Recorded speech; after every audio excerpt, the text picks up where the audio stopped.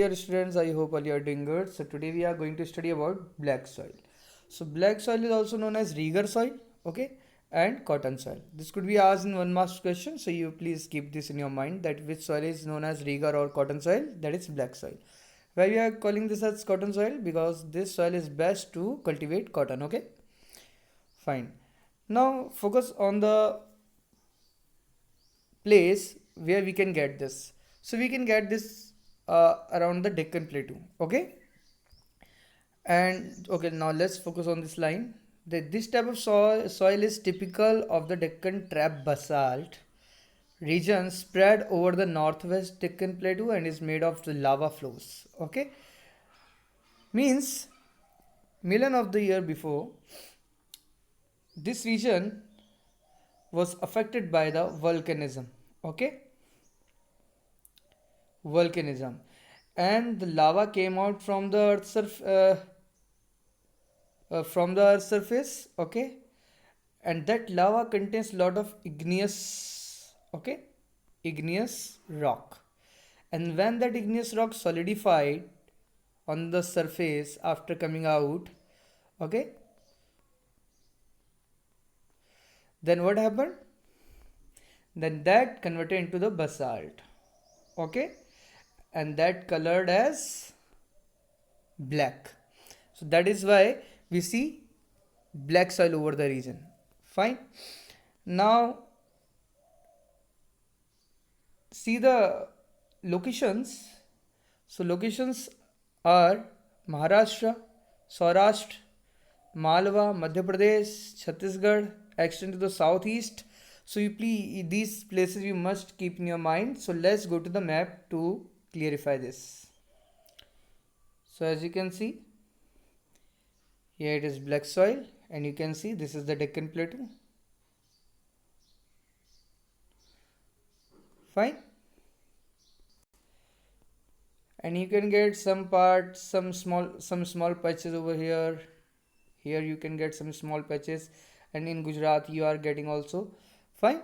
So these are the locations you must keep in your mind. Okay. Now let's back to the theory. So black soil are made up of extremely fine clay material. Okay, they are well known for the capacity to hold moisture. Okay, black soil has this tendency to hold the moisture. Okay, and in addition, the rich in soil nutrients. Now, what kind of nutrients we get in the soil? Calcium carbonate, magnesium, potash, and lime. Okay, here you can see lime. Fine. So now let's go to the another soil type, that is red and yellow soil. Okay. So red and yellow soil. Here you can see red and yellow soil on crystalline igneous rock, means those rocks, igneous rocks, scattered into some pieces of crystalline. Okay, that is why, and that the red soil develops in those scattered parts. Okay, yellow and red soil are also found in the part of Odisha. These are the locations you can go through to it. Okay, no problem. And what is this Piedmont zone? Piedmont we have covered in previous lectures. So let me see how many of you remember this. So if you know this, please answer me in the comment section. What is Piedmont zone? Piedmont zone. Okay. Now these soils develop reddish color due to diffusion of iron in crystalline and metamorphic rocks. Means in these crystalline scattered parts in which the red soil is being developed. Okay, so that iron content getting mesh up with that, with the metamorphic rock, and that is why it is colored as red.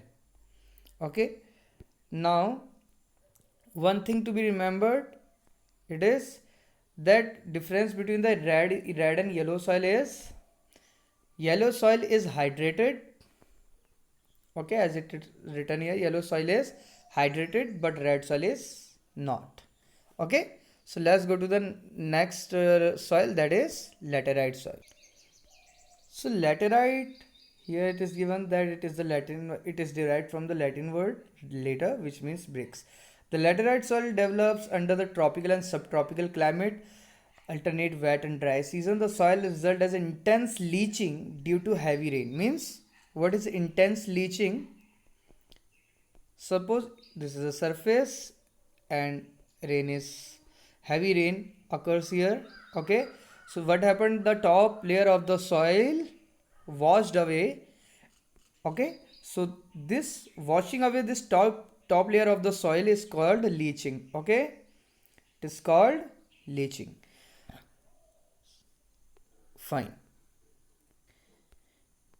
It usually found in the Western Ghat regions, Maharashtra, Odisha, some part of West Bengal, northeast region, where these soils support deciduous and evergreen forest, and it is humus rich but under sparse vegetation in semi-arid environment and generally humus poor. They are prone to erosion. So this soil generally found in the region of the heavy rainfalls. Okay, that is why it is very useful to do the cultivation of tea, coffee. Okay, so so you can go through to this. Fine. Arid soil, as the name is saying, arid. Okay, wait.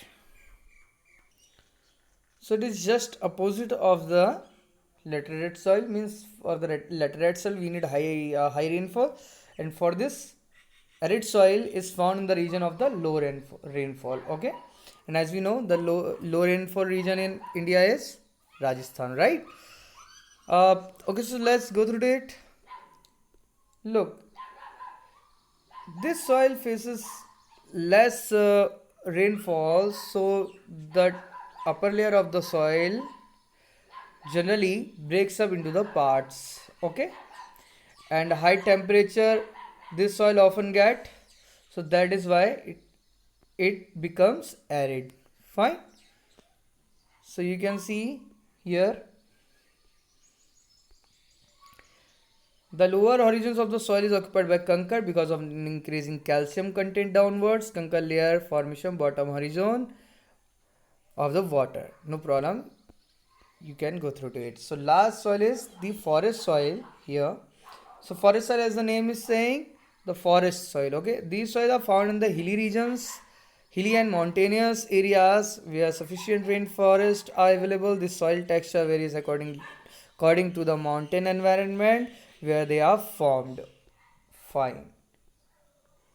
They are loomy and silty in valley side and coarse grained in the upper slopes in the snow covered areas. Means this forest soil we usually get in the high rainfall regions, so that is why they become loomy and silty. To make clear yourself, you can go through to this map where you are getting where is forest soil, red and yellow soil, black soil, laterite and arid soil.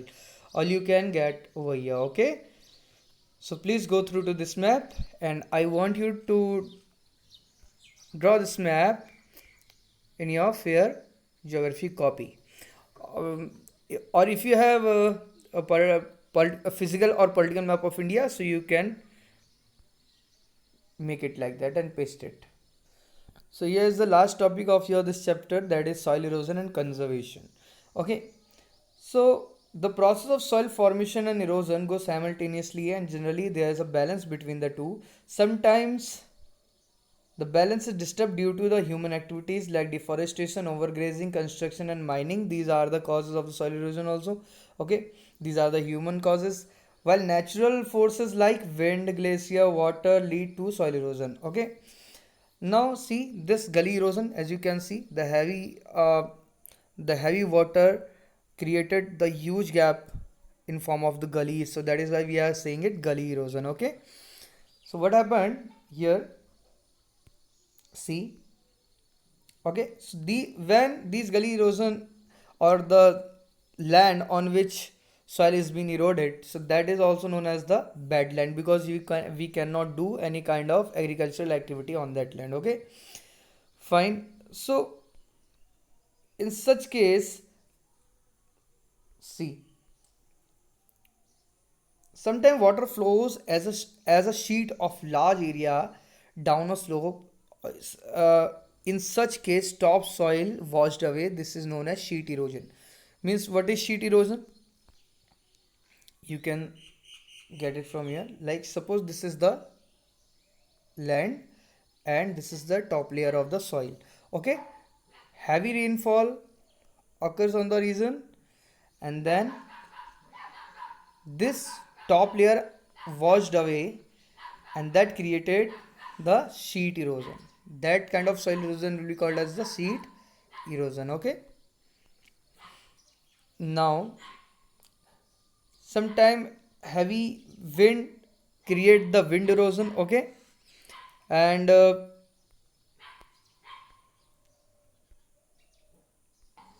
some defective method of the farming are also the cause of the sheet cause of the soil erosion. Okay, so here you can see wind erosion and soil erosion in this. Okay, now what are the solutions or the soil conservation?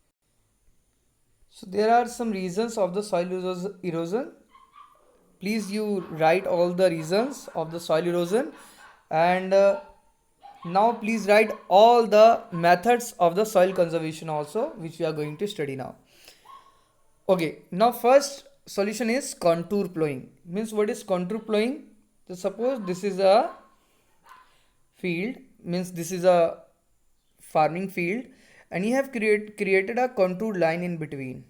Okay, suppose in the gap you have done agriculture, but you have formed a contour lines in between. That is, so the water can get the space to flow in between and it will not harm your these crops. Okay, fine.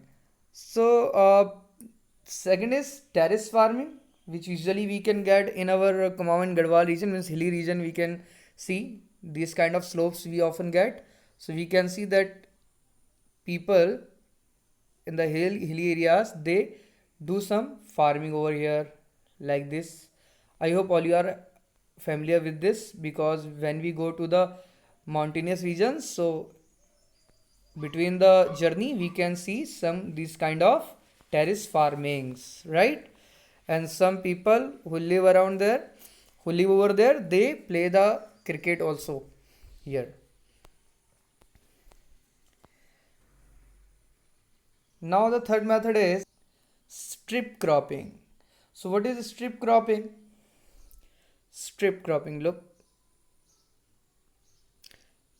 strips. So here large fields can be divided into strips. Strips of grass are left to grow between the crops. Now suppose now suppose this is a field, and here you have grown what crops, and in between you have grown some grasses, and then those grasses restrict the wind to blow and affect your these land, this agricultural land. Okay, planting lines. Now next is the shelter belts. So what are shelter belts? Shelter belts are, suppose this is a field again. So what you have done, that you have grown some large trees at the boundaries here. Okay, you have planted some trees. So these trees restrict the wind and they save our land from the wind erosion. Okay, now please do observe